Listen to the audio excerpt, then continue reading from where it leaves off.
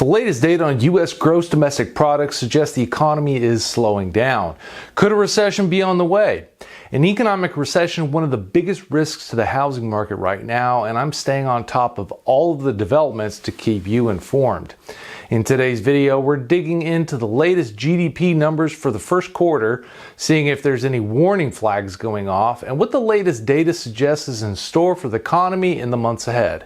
Let's get into it. Welcome to Real Estate Watch, the channel that focuses on forward-looking real estate analysis for the U.S. and regional markets. If you're new to the channel, my name is Eric and I am a professional economist in addition to being a licensed real estate agent, so I can give you a unique perspective you'll be hard-pressed to find on other YouTube channels. Let's not waste any time and get right into the latest economic numbers and how it could affect the housing market.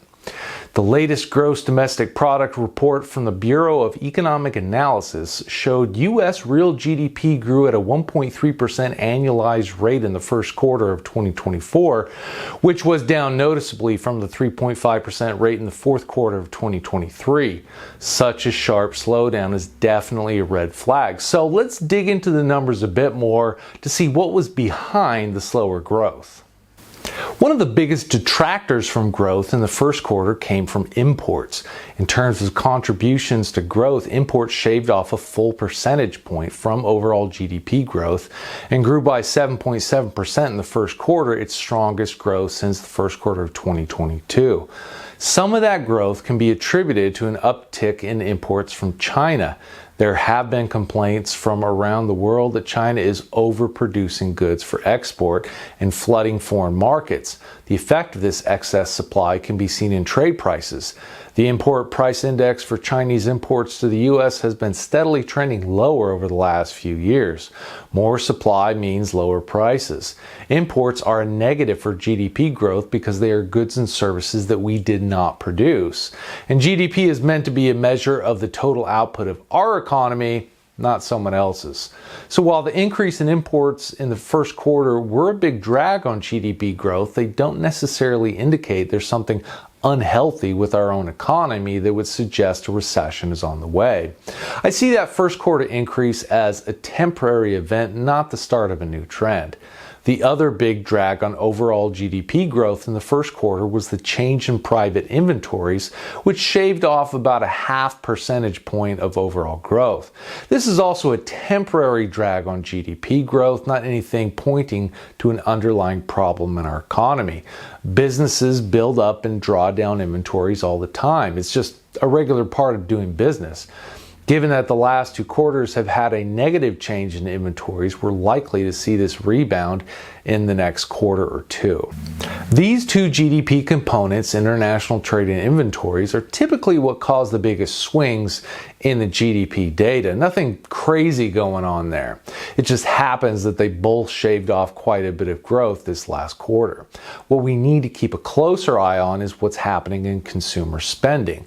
Personal consumption expenditures grew at a 2% annualized rate in the first quarter, which was down from the 3.3% rate in the fourth quarter and also lower than the 2.3% average over the last few years. Consumer spending made up 68.9% of GDP in the first quarter, highlighting how important it is to watch this sector of the economy, and any slowdown needs to be carefully considered.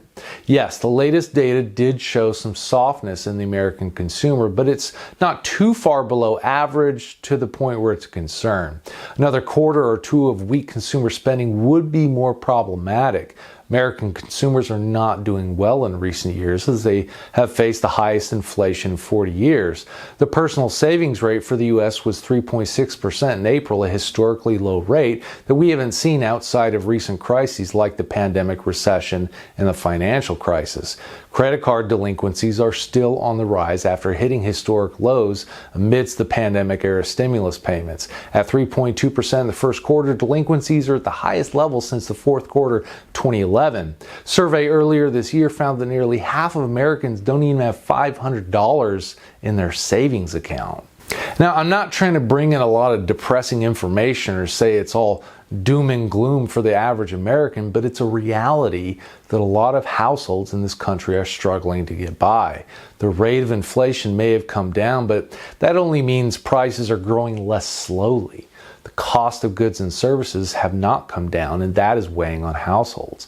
The financially vulnerable state of the average American means that any recession that is to come could be more severe because we could see a larger than average pullback in consumer spending.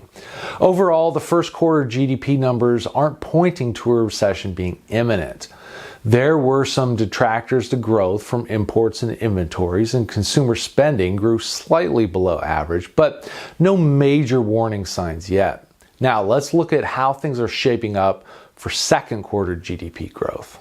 Non-farm payroll job growth came in at 272,000 jobs in May, which was up from the disappointing 165,000 jobs in April. That April number had some people worried, but we need to remember that 1 month does not make a trend. You have to get more data points before you start saying things have really changed. That 272,000 figure in April was above average job growth for the past year and points to a solid second quarter for job growth. Consumer spending in April also came in favorably. Compared to 3 months prior, consumer spending grew at a 2.7% annualized rate in April. If the 3 months change in May and June spending figures come in along those lines, we'll see a nice bump to GDP for the second quarter. So far, the data for second quarter GDP looks favorably. There's nothing I'm seeing that would indicate we're heading for negative growth, let alone a recession. Now, that's not to say that everyone is doing great. As I mentioned earlier, there are a lot of households that are just barely getting by each month, and there are risks to the economy out there, especially from a downturn in the commercial real estate market that could trigger a banking crisis later this year. It remains to be seen how all that is going to play out, and I'll be releasing an update on that situation in the next few weeks. Right now, we're recession-free, which is good news for the housing market, as a recession could almost certainly bring about a correction in home prices.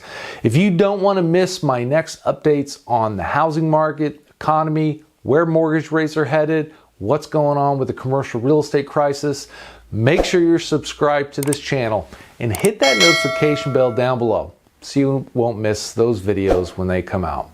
And if you found this video useful, or at least mildly entertaining, make sure to hit that like button on your way out to support the channel and help it grow. Thanks for stopping by. I'll see you in the next video.